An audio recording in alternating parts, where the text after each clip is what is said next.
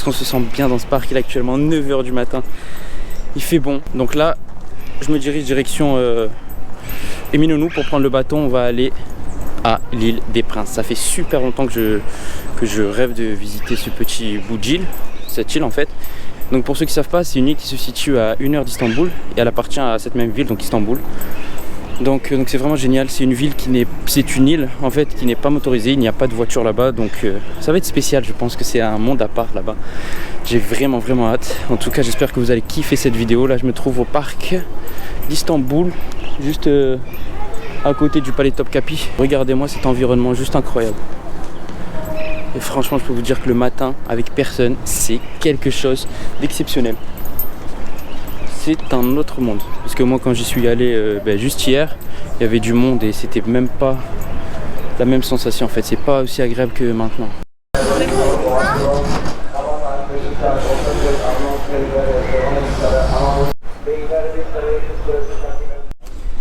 Petite parenthèse, je voulais juste vous dire, c'est important à savoir je pense, parce que moi je suis tombé dedans. Je voulais juste vous dire que pour aller aux îles Adalar, donc Bayukada, île des Princes, etc., c'est la même chose. J'ai rechargé cette carte, sauf que je me suis rendu compte une fois sur place que ce n'est pas avec ces cartes là, donc ce n'est pas avec la Istanbul carte que vous pouvez partir en fait, tout simplement. Donc en fait il faut aller au guichet, que vous trouverez juste devant, hein. Il y a le bateau derrière, c'est pas compliqué, et vous devez payer avec cette carte, donc c'est 23 liras. Donc vous payez à l'aller 23 et au retour 23, ça vous fait un total de 46 liras.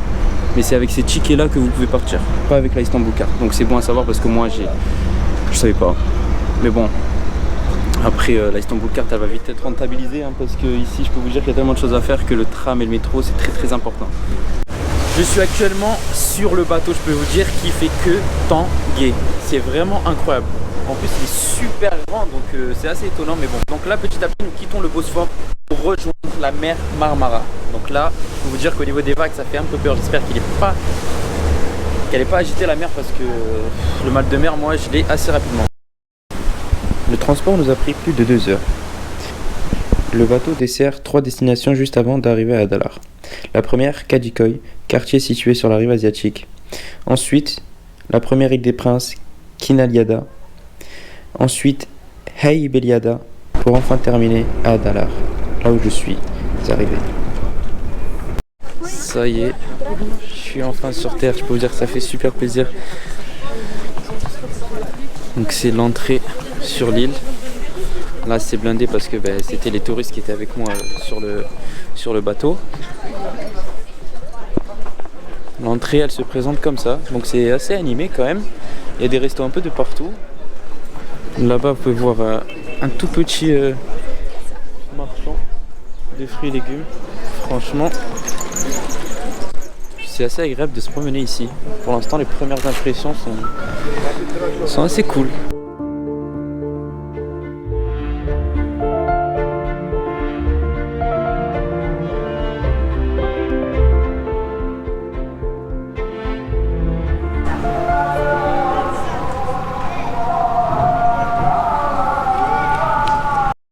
Regardez là-bas, il y a 2 îles. Et figurez-vous que c'est également aussi appelé île des Princes.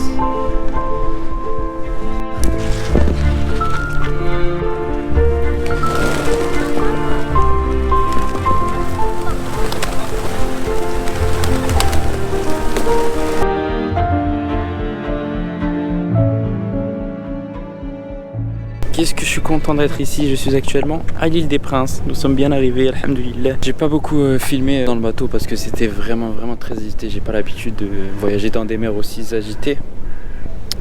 Donc voilà, là je peux vous dire que en fait c'est super dépaysant. Par rapport à Istanbul, ça n'a rien à voir. Vraiment, c'est à seulement 2 heures, mais ça n'a strictement rien à voir. C'est assez agréable à voir parce que déjà il y a beaucoup plus de verdure, on va dire.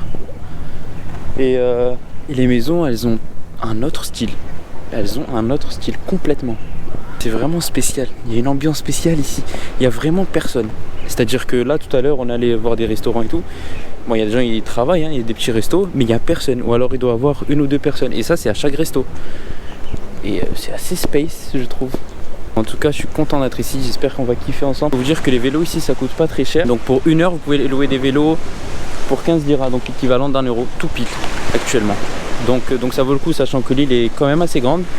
Et puis c'est beaucoup plus agréable de se balader à vélo, sachant qu'on n'a qu'une seule journée. Il est actuellement 13 heures parce que le bateau, oui, il a mis 2 heures.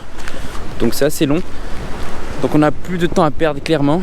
Je peux vous dire que c'est super impressionnant de voir des bâtiments comme ça. Des bâtiments assez vieux, des bâtiments en bois. Juste si près de la mer en fait. Ça me fait penser clairement à l'ancienne Turquie. Sachant qu'en plus il y a des personnes qui y habitent actuellement. Donc c'est assez ouf, faut se le dire.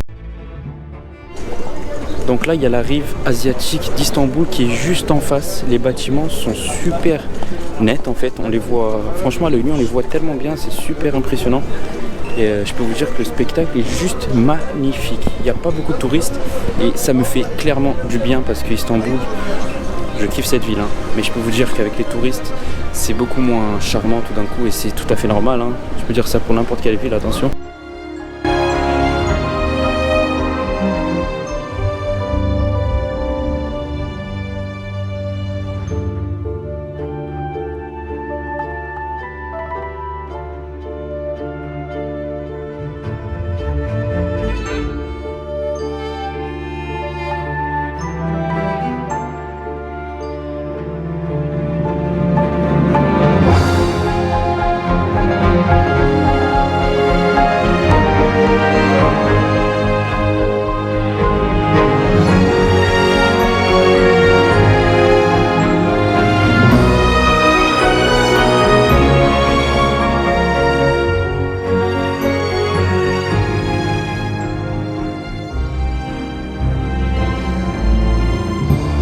Donc là on a fait un tour de bus. Je pensais qu'il y avait une ville en haut, c'est pour ça qu'on l'a pris en fait. Je pensais qu'il y avait une ville ou un centre-ville, mais en fait non, le centre-ville c'est bien ici.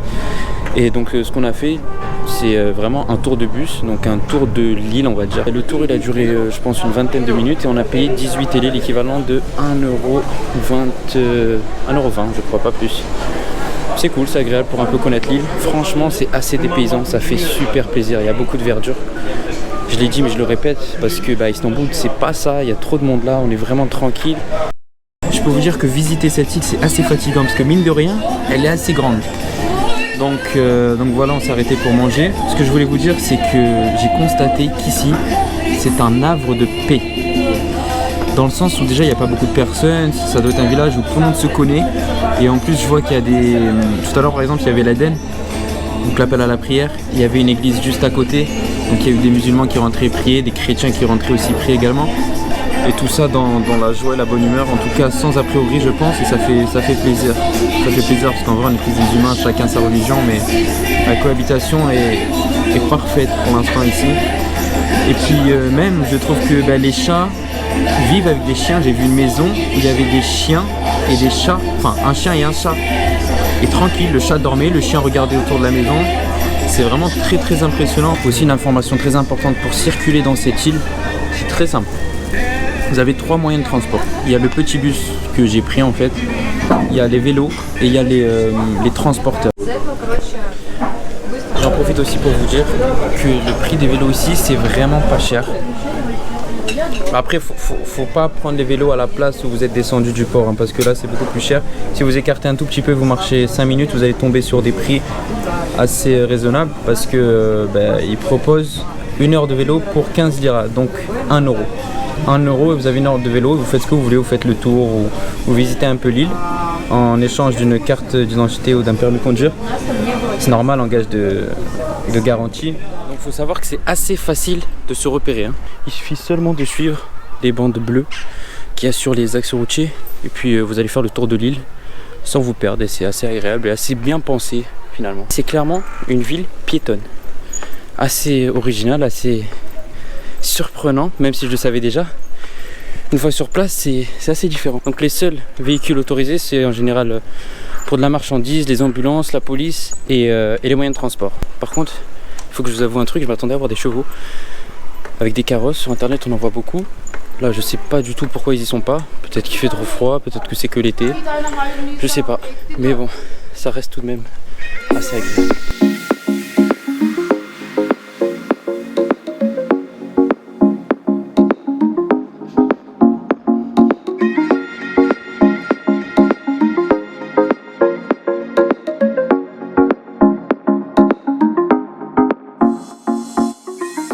un peu partout sur l'île, vous allez trouver des maisons juste spectaculaires. Donc je pense que c'est des riches Turcs d'Istanbul ou d'Ankara qui sont à la tête de ces magnifiques villas.